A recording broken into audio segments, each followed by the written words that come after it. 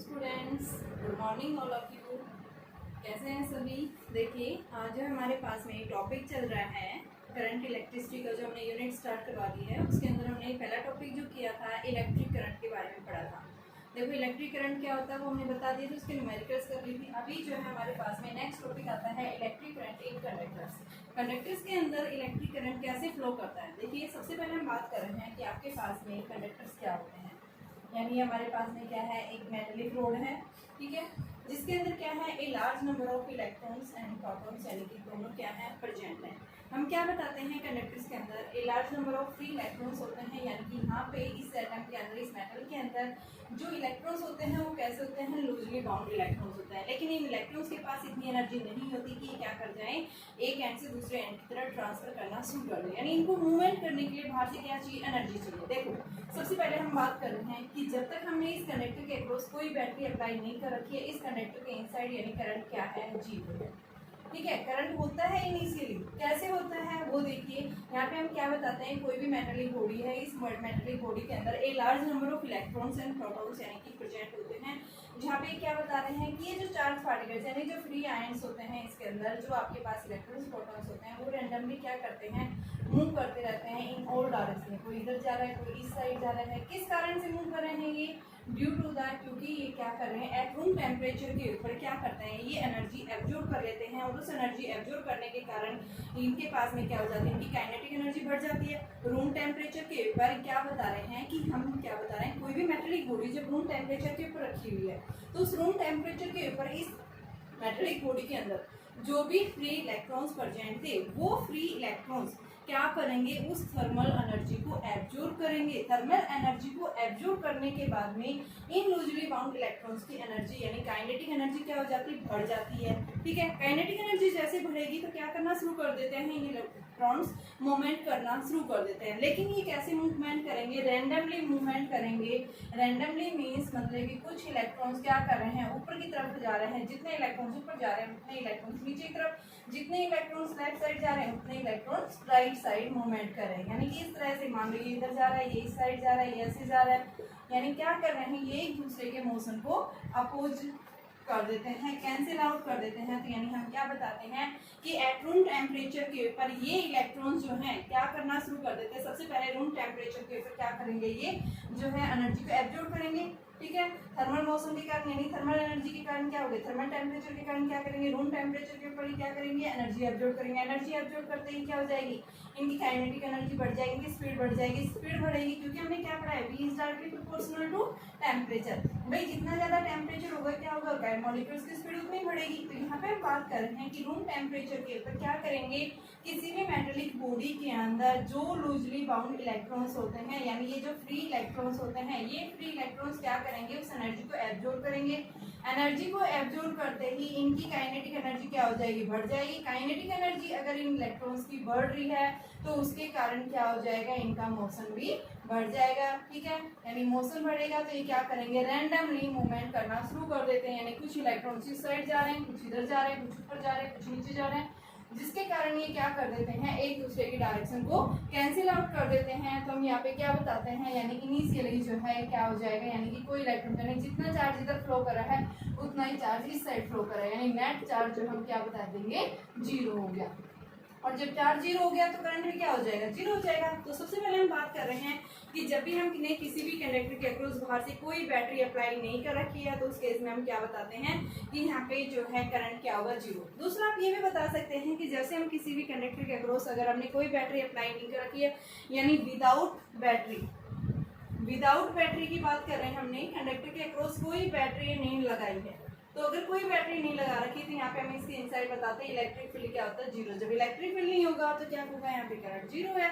ठीक है, दूसरा आप ये भी बता सकते हैं कि रूम टेम्परेचर के ऊपर क्या करेंगे, ये लूजली बाउंड इलेक्ट्रॉन्स क्या करते हैं, उस थर्मल एनर्जी को एब्जॉर्ब करते हैं। और उस थर्मल एनर्जी के एब्जॉर्प्शन के कारण क्या करेंगे, इनकी काइनेटिक एनर्जी बढ़ जाती है। काइनेटिक एनर्जी बढ़ने के कारण इन इलेक्ट्रॉन्स के मोशन यानी उनकी स्पीड बढ़ जाती है। और स्पीड की जो है ये क्या करेंगे, इन ऑल डायरेक्शन में इक्वली क्या करते हैं, ये मूवमेंट करते हैं, रैंडमली मूव करते हैं। और रैंडमली मूवमेंट करने की वजह से एक दूसरे की डायरेक्शन को क्या कर देंगे, ये कैंसिल आउट कर देंगे। तो यानी हम क्या बताते हैं, चार्ज क्या हो जाता है, जीरो हो जाता है। चार्ज जीरो हो गया तो यानी करंट भी जीरो हो गया। तो सबसे पहले हमने ये देखा है कंडक्टर्स के अंदर जब हमने कोई बैटरी अप्लाई नहीं कर रखी, हमने बाहर से कोई एनर्जी यानी बाहर से हमने कोई इसके ऊपर एक्सटर्नल पोटेंशियल अप्लाई नहीं किया है, उस केस में हम क्या बताएंगे, करंट क्या होगा, जीरो होगा। ये क्या होती है, कंडक्टर्स की एक तरह से प्रॉपर्टी होती है। अब हम बात करेंगे अगर हम इस कंडक्टर के अक्रॉस क्या लगा दे, एक बैटरी लगा दे, तो क्या इफेक्ट पड़ेगा। देखिए बेटा, हम बात कर रहे हैं कंडक्टर्स के अंदर जो है करंट कैसे फ्लो करता है। मैंने सबसे पहले आपको क्या बताया कि अगर हम किसी भी कंडक्टर के क्रॉस कोई बैटरी अप्लाई नहीं कर रहे हैं, उस केस में करंट जीरो होता है। करंट क्यों जीरो होता है, जब इलेक्ट्रॉन्स मोशन में है, तो उसका रीजन मैंने क्या बताया है कि बेटा देखो, सबसे पहले हम बात कर रहे हैं कि कंडक्टर के अंदर कितने नंबर ऑफ इलेक्ट्रॉन्स प्रेजेंट होते हैं। इसके टोटल वॉल्यूम में 10⁻29 जो है नंबर ऑफ इलेक्ट्रॉन्स प्रेजेंट है इसके टोटल वॉल्यूम के अंदर। और ये इलेक्ट्रॉन्स क्या करते हैं कि इनके पास इतना ज़्यादा स्ट्रॉन्ग फोर्स ऑफ अट्रैक्शन नहीं होता। कैसे होते हैं, लूजली बाउंस होते हैं। तो क्या करते हैं, रूम टेम्परेचर के ऊपर इस मेटेलिक कंडक्टर के अंदर जो ये लूजली बाउंड इलेक्ट्रॉन्स होते हैं, ये क्या करेंगे कि रूम टेम्परेचर के ऊपर एनर्जी को एब्जॉर्ब कर लेंगे। उस एनर्जी को एब्जॉर्ब करते ही ये इलेक्ट्रॉन्स यहाँ से फ्री हो जाते हैं। फ्री होते ही क्या करेंगे, इलेक्ट्रॉन्स, देखो इलेक्ट्रॉन्स और प्रोटॉन्स दोनों होते हैं, नेगेटिव और पॉजिटिवली चार्ज दोनों प्रेजेंट होते हैं कंडक्टर के अंदर। लेकिन नेगेटिवली चार्ज बॉडी जो होते हैं उनके पास में बेटा चार्ज कैसा है, यानी कि लाइटली मास बॉडी है, और जो प्रोटॉन्स हैं वो क्या है, हैवी मास बॉडी है। तो ये हैवी मास बॉडी जो है मूवमेंट नहीं कर पाते हैं क्योंकि उनका मास ज्यादा है, लेकिन इलेक्ट्रॉन्स के पास मास कैसा होता है, कम होता है। तो इनको थोड़ी सी बाहर से एनर्जी मिलते ही क्या करना शुरू कर देते हैं, ये रैंडमली मूवमेंट करना शुरू कर देते हैं। तो रूम टेम्परेचर के कारण यानी थर्मल एनर्जी के कारण ये लूजली बाउंड इलेक्ट्रॉन्स क्या कर रहे हैं, मूवमेंट कर रहे हैं, जिनके पास स्पीड जो आ जाती है 10⁻5 मीटर पर सेकेंड की। ठीक है, अब हम बता रहे हैं जब तक हमने इस कंडक्टर के अक्रॉस कोई बैटरी नहीं लगा रखी है, तो क्या बता रहा है कि रैंडमली मूव कर रहा है। रैंडमली का मतलब क्या है, कुछ इलेक्ट्रॉन्स ऊपर जा रहे हैं, कुछ नीचे जा रहे हैं, कुछ इधर जा रहे हैं, कुछ राइट जा रहे हैं। तो एक दूसरे की डायरेक्शन को क्या कर देते हैं, कैंसिल आउट कर देते हैं। और हम क्या बताते हैं कि इनकी एवरेज थर्मल स्पीड जो है, यानी रूम टेम्परेचर के कारण क्या कर रहे थे, मूवमेंट कर रहे थे। तो रैंडमली मूवमेंट करने की वजह से इनकी एवरेज थर्मल स्पीड जो है वो क्या हो जाती है, जीरो हो जाती है। ठीक है, तो यानी मान लो आपके पास में जो फर्स्ट इलेक्ट्रॉन था, इसके पास स्पीड क्या है, u1, सेकंड के पास u2, थर्ड के पास u3, फोर्थ के पास u4, फिफ्थ के पास u5, इसी तरह से nth इलेक्ट्रॉन्स प्रेजेंट है। तो उन सब की आपके पास में जो एवरेज थर्मल स्पीड जो आएगी वो क्या आएगी बेटा, u इज इक्वल टू, यानी क्या है ये एवरेज जो किसके इक्वल, u1 प्लस में u2 प्लस में u3, और इन सब का हमने क्या ले लिया, एवरेज ले लिया अपॉन में n। और ये हम क्या बता रहे हैं, किसके इक्वल है, ये जीरो के इक्वल है। क्यों, क्योंकि रैंडमली मूवमेंट कर रहे हैं। जब इनकी एवरेज थर्मल स्पीड जीरो हो गई, इसका मतलब क्या है, यहाँ पे ये चार्ज पार्टिकल मौसम में नहीं है, मूवमेंट नहीं कर रहे हैं, यानी चार्ज जो है इनके पास में कोई चार्ज प्रेजेंट नहीं है। यानी जितना चार्ज एंटर हुआ तो उतना चार्ज लीव आउट हो गया। तो यानी कि चार्ज जब आपके पास जीरो हो गया तो यानी करंट भी हम क्या बताएंगे, कोई करंट नहीं होगा यहाँ पे। ठीक है, जब हमने इस कंडक्टर के अक्रॉस कोई भी बैटरी जब तक नहीं कनेक्ट की है। लेकिन हम सेकंड केस हम देख रहे हैं कि मैंने क्या लिया, वही कंडक्टर है, उस कंडक्टर के अक्रॉस मैंने क्या कर दिया, एक बैटरी लगा दी जिसका पोटेंशियल कितना है, V है। ठीक है, यानी इस कंडक्टर को हमने पोटेंशियल डिफरेंस से कनेक्ट कर दिया है। जैसे ही हम इस कंडक्टर को बैटरी से कनेक्ट कर देते हैं तो क्या होगा कि आपके पास में इस कंडक्टर के अंदर जो लूजली बाउंड इलेक्ट्रॉन्स थे, देखो बेटा पोटेंशियल जैसे ही हमने लगा दिया तो इस कंडक्टर के अक्रॉस क्या हो जाएगा, इलेक्ट्रिक फील्ड आ जाएगा। और इलेक्ट्रिक फील्ड आने की वजह से क्या करेगा, ये इलेक्ट्रिक फील्ड इन इलेक्ट्रॉन्स के ऊपर, चार्ज पार्टिकल्स के ऊपर क्या डालेगा, फोर्स डालेगा। अब ये कैसे चार्ज है, नेगेटिव है पॉजिटिवली, तो क्या कह रहे हैं, नेगेटिवली चार्ज पार्टिकल्स है, इलेक्ट्रॉन्स है, इलेक्ट्रॉन्स के ऊपर नेगेटिव, साथ में पॉजिटिवली भी होते हैं। लेकिन जो पॉजिटिवली चार्ज पार्टिकल्स है उनके ऊपर क्या है, मास ज्यादा है। तो मास यानी कि ज्यादा है तो उनको एक्सेलरेट करने के लिए, यानी वो इतनी तेजी से एक्सेलरेट नहीं करते हैं, यानी कि वो क्या रहते हैं, लगभग रिमेज रेस्ट में ही रहते हैं, वो मूवमेंट नहीं कर पाते हैं। लेकिन इलेक्ट्रॉन्स का जो मास है वो कैसा है, लाइटली मास है, इनके पास में मास कैसा होता है, स्मॉल होता है। तो इलेक्ट्रॉन्स जो है लाइटली मास होने की वजह से इलेक्ट्रिक फील्ड क्या करेगा, उन इलेक्ट्रॉन्स के ऊपर फोर्स एक्सर्ट करता है, और फोर्स लगने की वजह से इलेक्ट्रॉन्स जो है इस कंडक्टर के इनसाइड एक पर्टिकुलर डायरेक्शन में मूवमेंट करना शुरू कर देते हैं। यानी कि जो इलेक्ट्रिक फील्ड की डायरेक्शन होती है उस इलेक्ट्रिक फील्ड से अपोजिट डायरेक्शन में ये जो नेगेटिवली चार्ज पार्टिकल्स हैं ये क्या करना शुरू कर देते हैं, एक्सेलरेट करना शुरू कर देते हैं। क्यों कर रहे हैं accelerate, due to the electric field. Electric field ने इसके ऊपर क्या डाला, फोर्स डाला। देखो फोर्स आप क्या बताएंगे, when we apply a potential difference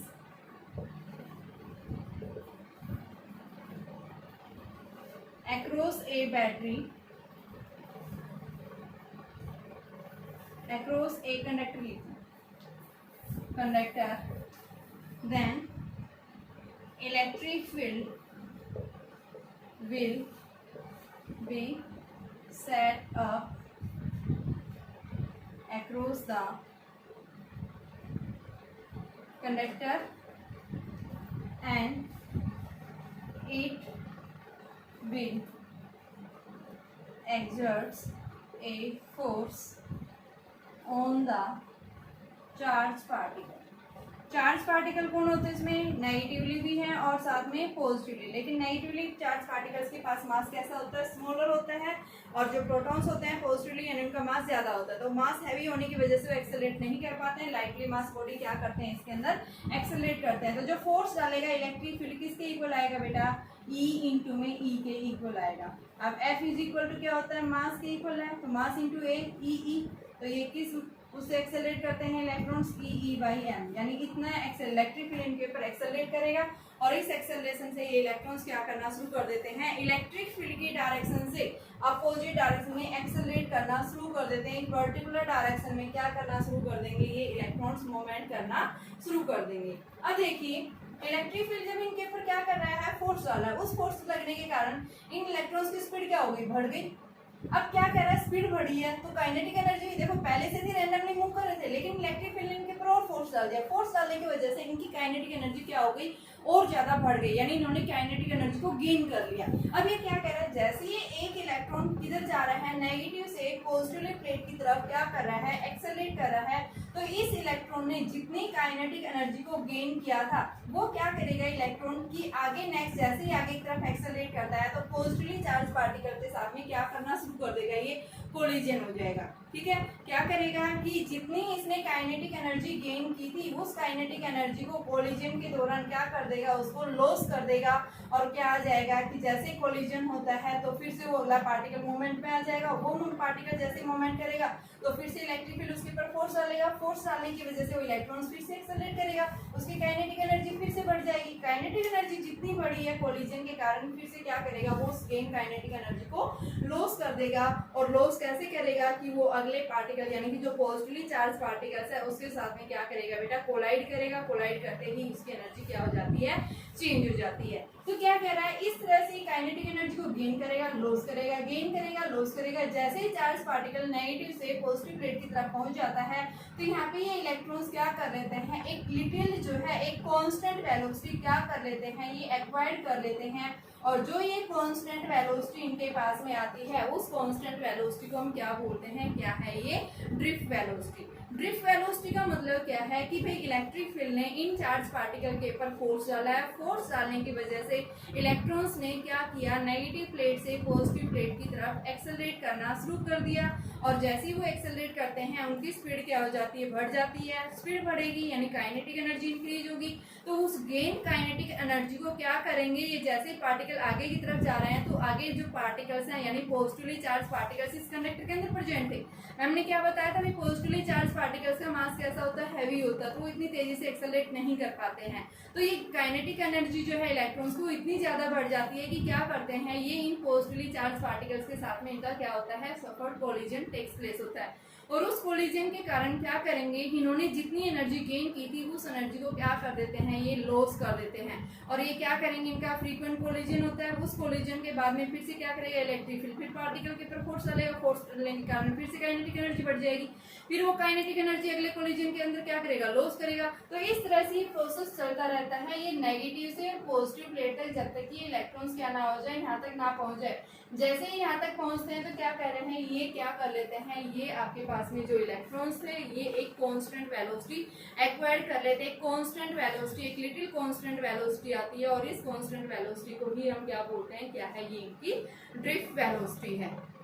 ठीक है, तो अब हमें क्या निकालनी है? उस ड्रिफ्ट वेलोसिटी की डेरिवेशन निकालनी है, हमें इसका फॉर्मूला निकालना है। तो थ्योरेटिकल आपने एग्जाम में यही लिखना है कि जब तक हमने इसके अंदर क्या नहीं अप्लाई किया है, कोई बैटरी अप्लाई नहीं की थी, तो उस केस में इनकी एवरेज थर्मल स्पीड जो थी वो क्या थी? 0 थी। लेकिन जैसे ही हम इस कंडक्टर के अक्रॉस क्या कर देते हैं? एक बैटरी अप्लाई कर देते हैं, तो उस बैटरी के कारण है इस कंडक्टर के अक्रॉस एक इलेक्ट्रिक फील्ड सेट हो जाएगा। वो इलेक्ट्रिक फील्ड क्या करेगा? इन चार्ज पार्टिकल्स के ऊपर फोर्स डालेगा। उस फोर्स की वजह से इलेक्ट्रॉन्स क्या करना शुरू कर देते हैं? नेगेटिव प्लेट से पॉजिटिव प्लेट की तरफ एक्सेलरेट करना शुरू कर देते हैं। और जैसे ही ये चार्ज पार्टिकल्स एक्सेलरेट करते हैं यानी इनकी काइनेटिक एनर्जी बढ़ जाती है। काइनेटिक एनर्जी बढ़ने की वजह से क्या करेंगे, इसके अंदर जो भी पार्टिकल्स प्रेजेंट है, पार्टिकल्स कौन से प्रेजेंट है यानी कि पॉजिटिवली चार्ज पार्टिकल्स, उन पॉजिटिवली चार्ज पार्टिकल के साथ में जिन इलेक्ट्रॉन्स की काइनेटिक एनर्जी बढ़ी है वो क्या करेंगे, उसके साथ में कोलिजन होगा। कोलिजन होने के बाद में क्या करेगा, वो उस काइनेटिक एनर्जी का लॉस कर देगा। फिर से क्या करेगा, इलेक्ट्रिक फील्ड फिर दूसरे इलेक्ट्रॉन्स के ऊपर फोर्स डालेगा। तो इस तरह से प्रोसेस जो है इसके अंदर कंटिन्यूस चलता रहता है। और जब ये इलेक्ट्रॉन्स यहाँ तक पहुँचते हैं इस पॉजिटिव प्लेट के पास में, तो यहाँ पे क्या कर लेते हैं, यहाँ तक पहुँचते पहुँचते ये एक कांस्टेंट यानी एक लिटिल कांस्टेंट वेलोसिटी एक्वायर कर लेते हैं। और इस लिटिल कांस्टेंट वेलोसिटी को ही हम क्या बोलते हैं, यानी कि क्या है वो आपके पास में इनकी ड्रिफ्ट वेलोसिटी है। ठीक है, तो ड्रिफ्ट वेलोसिटी हम क्या बताते हैं, ड्रिफ्ट वेलोसिटी की डेफिनेशन जो आप बताएंगे, drift velocity is defined as the, तो देखिए आप सबसे पहले इसकी डेफिनेशन देखेंगे और इसकी डेरिवेशंस करवा रहे हैं। देखिए बेटा, ये टॉपिक जो है हमारा वेरी इंपॉर्टेंट टॉपिक है। एग्जाम के हिसाब से क्वेश्चन पूछा जाता है आपके पास में 3 मार्क्स के अंदर भी पूछ सकते हैं, 5 मार्क्स के अंदर भी पूछ सकते हैं। ये बोर्ड के अंदर एग्जाम में पूछा जाता है, सेकंड यूनिट के अंदर ये मोस्ट इंपॉर्टेंट टॉपिक है ये। तो देखिए इसके अंदर हम क्या निकालेंगे, मैं एक बार स्टार्टिंग से आपको एग्जाम में लिखना किस तरह से, आप सबसे पहले क्या लिखाएंगे, जब तक हमने कोई बैटरी के यानी कि इस कंडक्टर के अक्रॉस बैटरी नहीं लगाई थी, तो इस केस में आपने ये बताएंगे कि एवरेज थर्मल स्पीड क्या हो जाती है, 0 हो जाती है, करंट क्या हो गया 0। लेकिन जैसे ही हमने इस कंडक्टर के अक्रॉस क्या कर दिया, एक बैटरी लगा दी है, तो बैटरी लगाते ही क्या हो जाएगा, इलेक्ट्रिक फील्ड सेट हो जाएगा इस कंडक्टर के अक्रॉस। जब इस कंडक्टर की लेंथ जो है बेटा वो कितनी दे रखी है, L। ठीक है, और इलेक्ट्रिक फील्ड जैसे सेट होने की वजह से इलेक्ट्रिक फील्ड क्या करेगा, इन चार्ज पार्टिकल के ऊपर फोर्स डालेगा। फोर्स डालने की वजह से इलेक्ट्रॉन्स पहले क्या कर रहे थे, मूव कर रहे थे, लेकिन जैसे इलेक्ट्रिक फील्ड अप्लाई कर देते हैं तो क्या कर लेते हैं, ये इलेक्ट्रिक फील्ड इनके ऊपर और फोर्स डालेगा। तो क्या हो जाएगी, इनकी स्पीड बढ़ जाती है, क्योंकि पहले से इनके पास स्पीड थी लेकिन फिर से क्या हो जाती है, थर्मल स्पीड के कारण स्पीड थी इनके पास में, थर्मल एनर्जी के कारण।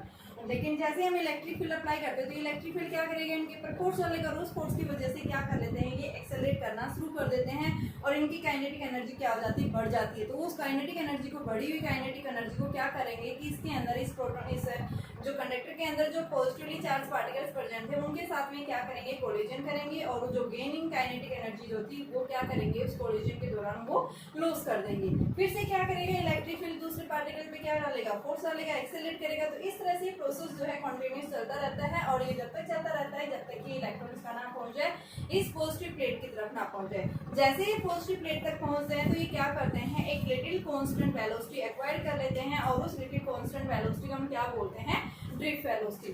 तो ड्रिफ्ट वेलोसिटी डेफिनेशन आप क्या बताएंगे, ड्रिफ्ट वेलोसिटी यानी जितने भी इलेक्ट्रॉन्स यहाँ से ड्रिफ्ट हुए हैं, नेगेटिव प्लेट से पॉजिटिव प्लेट की तरफ गए हैं, तो इन सभी जो है इलेक्ट्रॉन्स की जो एवरेज वेलोसिटी यानी जो फाइनल वेलोसिटी जब एक्वायर करते हैं, एक मॉलिक्यूल जब दूसरे के साथ टकराता है तो क्या हो जाएगा, फाइनल वेलोसिटी लेगा। और उस फाइनल वेलोसिटी से वो कहाँ पहुंचता है, यहाँ पे पहुंचता है। तो वो फाइनल वेलोसिटी मान लो आपके पास फर्स्ट इलेक्ट्रॉन की v1, सेकंड की v2, थर्ड की v3। तो अगर हम फाइनल वेलोसिटी का क्या ले लेते हैं, एवरेज ले लेते हैं, तो वो एवरेज वेलोसिटी क्या आती है, कांस्टेंट वेलोसिटी देती है। और वो क्या कह रहा है कि ये जो कांस्टेंट वेलोसिटी आएगी, एवरेज वेलोसिटी आएगी, जो क्या कह रहा है, ये जो फ्री इलेक्ट्रॉन्स जो हैं ये ड्रिफ्ट कर रहे हैं, मूवमेंट कर रहे हैं, कहाँ से, नेगेटिव एंड से पॉजिटिव एंड की तरफ, किसके कारण, due to the electric field के कारण। तो ये जो इलेक्ट्रिक फील्ड के कारण जब इलेक्ट्रॉन्स नेगेटिव से पॉजिटिव प्लेट की तरफ बेटा ड्रिफ्ट कर रहे हैं तो एक कांस्टेंट वेलोसिटी एक्वायर कर लेते हैं। अगर हम कांस्टेंट वेलोसिटी अगर हम एवरेज ले लेते हैं तो वो एवरेज हमें क्या देगा, उनकी ड्रिफ्ट वेलोसिटी देगा। ठीक है, यहाँ पे माना गया है कि जो ड्रिफ्ट वेलोसिटी जो है वो लगभग कितनी आती है, 10 की पावर -4 सेकंड, जो क्या है वेरी स्मॉल। जो आपके पास में इस थर्मल स्पीड से भी जो है क्या है, बहुत ज्यादा स्मॉल है। यहाँ पे थर्मल स्पीड क्या है, ज्यादा है रूम टेम्परेचर के ऊपर, कारण इलेक्ट्रॉन्स बहुत तेजी से मूवमेंट कर रहे थे। लेकिन यहाँ पे हम बता रहे हैं कि ये जो लिटिल कांस्टेंट वेलोसिटी आती है, ये लिटिल कांस्टेंट वेलोसिटी ये क्या होती है, वेरी स्मॉल होती है। अब हमारे पास इसकी डेरिवेशन पूछी जाती है, तो देखिए डेरिवेशन हम कैसे निकालेंगे। तो सबसे पहले हम इसका एक बार फिर से मैं डायग्राम बता रही हूँ। डायग्राम के अंदर देखिए, जब एक मॉलिक्यूल किसी दूसरे मॉलिक्यूल के साथ में जब क्या कर रहा है, कोलिजन कर रहा है, तो मान लो ये डायग्राम बनाया हमने। यहाँ पे बेटा एक इलेक्ट्रॉन यहाँ इस तरह से इलेक्ट्रॉन्स प्रेजेंट है। मान लो इस इलेक्ट्रॉन ने यहाँ इसने गेन काइनेटिक एनर्जी गेन कर ली, आप यहाँ से लीजिए, क्योंकि हम रिवर्स इलेक्ट्रिक फील्ड ऐसे अप्लाई कर रहे थे, ये इलेक्ट्रॉन्स ऐसे जाते। तो इस इलेक्ट्रॉन ने क्या किया, स्पीड इतनी ज्यादा गेन कर ली कि दूसरी इलेक्ट्रॉन दूसरे चार्ज पार्टिकल के साथ क्या करेगा, कोलिजन करेगा। जैसे इसने कोलिजन किया क्या करेगा कोलिजन के बाद में कितने टाइम के लिए, मान लो टाउ वन क्या है, रिलैक्सेशन टाइम। रिलैक्सेशन टाइम का मतलब क्या है भाई, एक इलेक्ट्रॉन ने जब दूसरे पार्टिकल के साथ में कोलिजन किया है तो कोलिजन के दौरान जो समय इन्होंने लिया है, ठीक है, time during the collision is known age relaxation time. तो इस टाइम को हम क्या बोलेंगे, रिलैक्सेशन टाइम। जब वन मॉलिक्यूल्स ने अदर मॉलिक्यूल्स के साथ में जैसे ही कोलिजन लिया है तो उसका जो है टाइम कितना है, टाउ वन।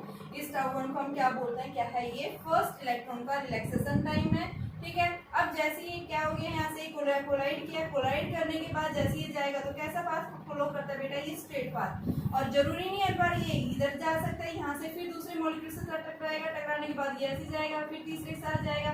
इस तरह से इनके बीच का जो है कैसा पाथ आता है, एक जिगजैग पाथ क्या करते हैं, ये फॉलो करते हैं। लेकिन जब भी दो मॉलिक्यूल्स का कोलिजन होता है तो क्या करते हैं, ये एक किसको पाथ फॉलो करेंगे, एक जो है यानी दो मॉलिक्यूल्स के बीच का जब कोलिजन होता है तो ये एक स्ट्रेट लाइन को फॉलो करते हैं। जैसे इस मॉलिक्यूल ने इसके साथ टकराया तो टकराने के बाद स्ट्रेट गया, अब ये फिर से दूसरे के साथ टकराएगा तो ये कैसे जाएगा, ये फिर से स्ट्रेट, ऐसे ले लो आप। तो इस तरह से क्या कर रहे हैं, ये कोलाइड कर रहे हैं। तो मान लिया फर्स्ट मॉलिक्यूल ने जैसे इसके साथ कोलिजन किया, स्पीड कितनी ली बेटा, v1, और एक्सेलरेशन हमेशा क्या रहेगा, कांस्टेंट एक्सेलरेशन से क्या करेंगे, ये मूवमेंट करेंगे। तो ये फर्स्ट मॉलिक्यूल की स्पीड v1, सेकंड की v2, थर्ड की v3, फोर्थ की हमने v4, फिफ्थ की v5 और nth की जो हमने vn ले लिया, ठीक है।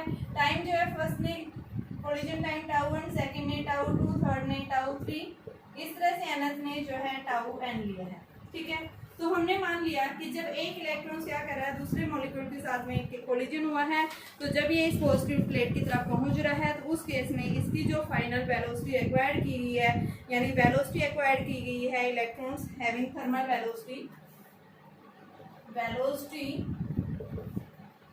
Acquired by electrons having thermal speed is v1 किसके इक्वल है बेटा, u1 प्लस में a tau. v is equal to u plus at होती है। v क्या है, फाइनल वेलोसिटी, जब वो एक्सेलरेट कर रहा था कोई भी चार्ज पार्टिकल, तो v final velocity, u initial, a constant acceleration और टाउ 1 क्या है, रिलैक्सेशन टाइम। इसी तरह से सेकंड के लिए लेंगे, सेकंड के लिए क्या आ गया, u2 प्लस में a टाउ 2। इसी तरह से nth के लिए लेंगे हम, तो क्या आ गया, ये u1 प्लस में a टाउ n। आपके पास ये इक्वेशंस आ गई। अब अगर हम सबका क्या ले लें, एवरेज ले लें, तो आपके पास में एवरेज वेलोसिटी जो आएगी वो किसके इक्वल आएगी, तो हम एवरेज ले लें इन सबका। तो टेकिंग द एवरेज, तो आपके पास में देखो वैल्यू क्या आ जाएगी,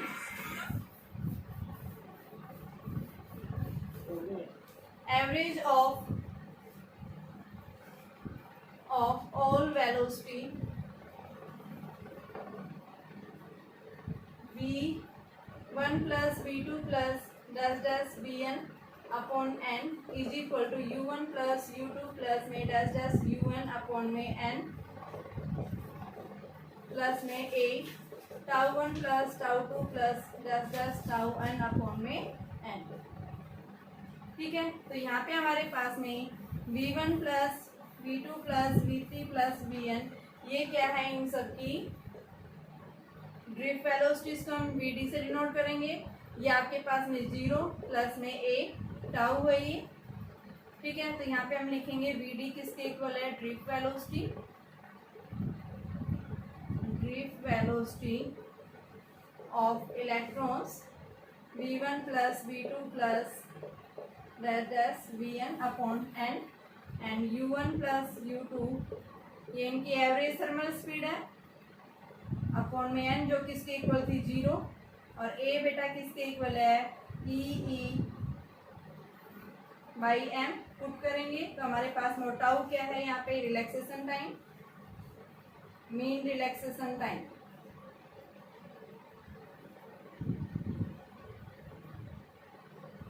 मीन रिलैक्सेशन टाइम आ गया, ठीक है।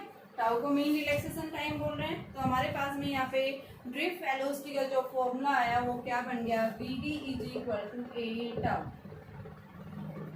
तो यहाँ से आपके पास में ड्रिफ्ट वेलोसिटी किसके इक्वल आ गई, e की जगह वैल्यू रख दो, तो ये बेटा e जो है e इंटू ई अपॉन m तब।